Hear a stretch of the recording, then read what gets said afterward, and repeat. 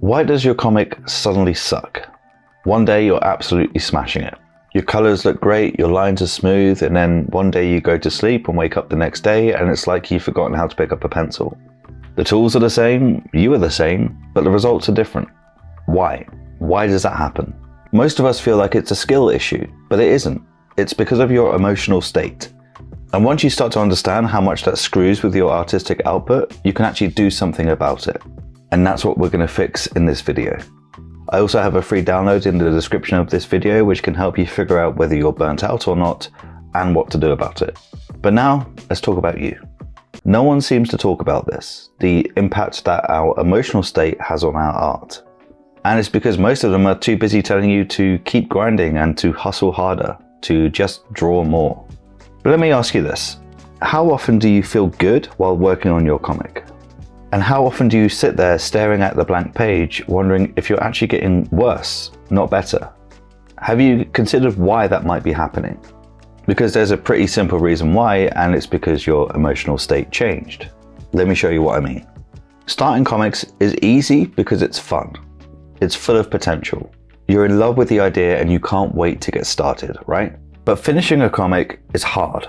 Not because you forgot how to make comics or that your passion left you, but because things have changed. The feeling has gone from excitement and motivation to feeling tired and sluggish. And this is what messes with creators.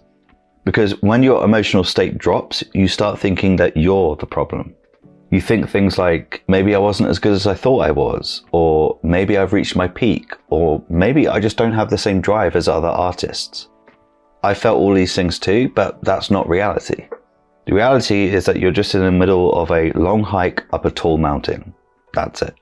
So how do you handle these emotions and take control of them? This is what changed for me. I stopped trying to fight the bad days, the days where I felt exhausted and self-doubt was creeping in. Instead, I started to track them. And I mean that quite literally. I just started writing stuff down.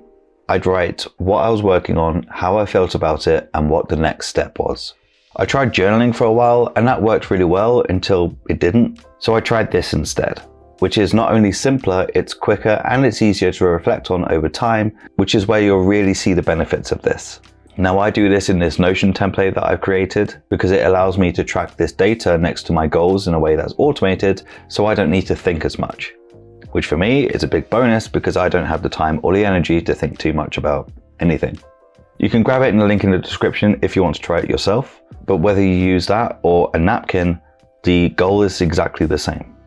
After every session that you work on your comic, track how you feel about how it went. That's the part that nobody teaches you about the process of making art, but it makes it a huge difference to your overall progress. It's the thing that will get you past those moments where you just don't know what to do next. It's the thing that will get you to that next level of comic creation, and it's the thing that will help you finally finish your comic. I've personally felt many times like I didn't really know how to get to the next page of my comic. I felt, am I doing the right things? Am I making the right decision? And those questions would just rattle around in my brain all day and drain me of energy and motivation. Now, I did actually end up restarting my comic, and it's by tracking how I felt that helped me lead to that decision. I spoke about it in this video, which I highly recommend that you watch if you felt similar things that I did. The thing that really helped me keep going day after day working on my comic was realizing why I would feel either good or bad about that particular comic session. I'd be able to look back on them and realize that I felt bad not because I was a bad artist or creator, but because I was exhausted after a long day of work and little sleep the night before. And I could prove to myself that it was just a bad day rather than a bad artist, because the days either side of that would be either good or neutral, like in this period here. What you're doing by tracking your emotional state after each session is effectively forecasting the weather. Now I'm going to show you how not just to improve your mood, but your skills, because they're linked. And I'm going to use an old man to show you. There was a viral video a few years ago online of this guy trying to learn guitar. It's hilarious, and I'll try and dig it out in the edit if I can find it. These fucking bastards are just not fucking letting me dance tonight! They're doing it fucking again. They're just banning every fucking time getting in there fucking...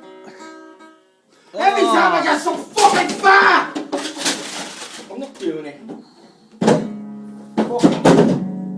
And I feel for him because I know how that feels when it comes to playing guitar. But the thing is, if he calmed himself down, he'd play a lot better and he'd hit more of the notes cleanly. I almost never stress when trying to learn something new on guitar because I know that if I do, it'll just make me play worse. And the same is true when we're drawing. If while you're creating your comic, you're feeling tense and angry because you're not hitting the right notes, then you'll never hit them consistently. But if you can calm yourself and relax a bit, then your lines will come out more smoothly and your drawings will have more structure to them. That's how the pros do it. It's a relaxed kind of confidence. And if you're sat there thinking, okay, great, so I just give myself positive vibes and suddenly I become a great artist, then no. Tracking your emotions is good, but it's not magic. What I am saying though is that tracking emotions is collecting data, and you can use that data to steer the ship back on course whenever you veer off it. It's to stop you from just sitting there hating everything that you create, assuming that you suck. It's to help you make positive and meaningful changes to your workflow and maybe even your lifestyle so that you can create the best work that you're capable of creating right now. That's where momentum gets built, and that's where you'll see true progress. Where you won't see true progress, even if it feels like the best thing to do, is to force yourself to push through even when you're feeling at your worst. Pretending that everything is fine or that it's all just part of the process, or acting like burnout is a rite of passage for artists and that you'll get over it, you won't. You'll just burn out more. And I know this because I've done it. I created a comic a few years ago and it made me so angry that I had to stop making it. And it's because I was ignoring my body and my brain and continuing to push through because, well, I had deadlines, and because if I kept grinding, then I'd get to the other side somehow more enlightened or some shit. It didn't work. And if tracking emotions isn't your jam, or you don't believe that your emotional state has anything to do with your artistic output, then I've got something else for you. It's a free burnout recovery kit that you can use to figure out whether you're on the path to burnout and what to do next. The link is in the description. Now, whatever your comic is about or however long it is, you started it because you had something to say. You had a story to tell that you wanted to bring to life. You're probably about halfway through it now, or at the very least at a point where you're beginning to question yourself. This is normal. It just means you're halfway up the mountain. And if you're looking at your work and you are feeling annoyed or frustrated or angry at it, then that's probably a good sign, because it means your eyes have leveled up. You're starting to spot things that you weren't able to before because you're getting better. And the important thing to do with that newfound knowledge or newfound perspective is to apply it to your next few pages. So notice all the flaws in your previous pages and correct them for the next few pages. This stops you from redrawing the same pages over and over again.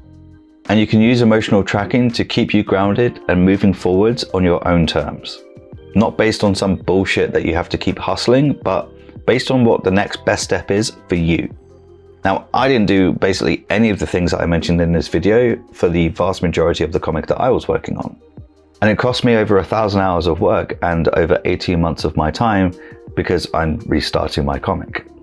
You won't be in that position if you start paying more attention to you, not just your work. And if you want to know how to build your comic on sturdier ground, which is another thing that I 100% didn't do and I really wish that I did, then watch this video next.